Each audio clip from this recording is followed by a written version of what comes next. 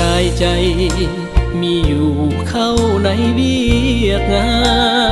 นบนอุดมการณ์ของผู้แห่งสายเลือดลาวอยู่ทุกเขตแดนทั่วแคว้นดินแดนลาวจะอยู่ป่าดงภูเขาผู้เฮาก็พร้อมสู้ทนมีอุดมการณ์ยิ่งใหญ่ไว้เพื่อประสาเพื่อความก้าวหน้าประสาเหล่าทุกเผ่าสุนถึงเงินเดือนน้อยแต่ครูก็คอยอดทนสิ่งเดียวเพื่อประสาพ้นจากความมืดมนปัญญาขึ้นชื่อว่าครูเขาว่าเลี้ยงหมูดีกว่าขอห้องเถิดนา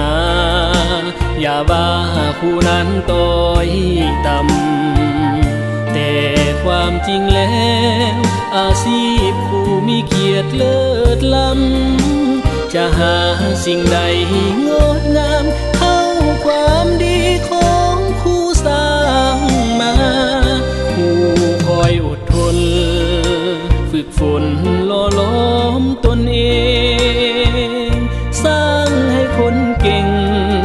คนหูมีการศึกษา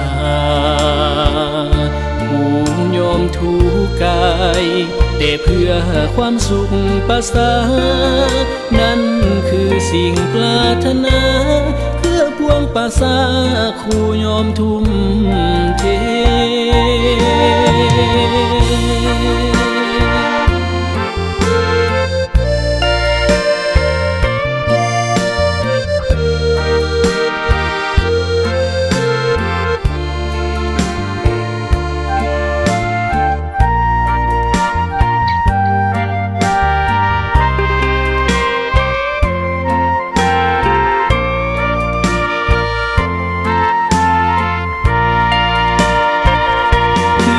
ชื่อว่า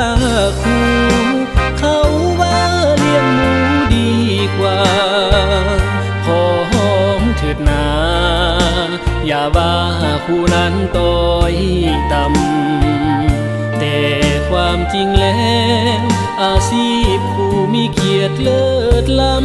ำจะหาสิ่งใดงดงามเท่าความดีของครูสร้างมาคอยอดทนฝึกฝนหล่อหลอมตนเอง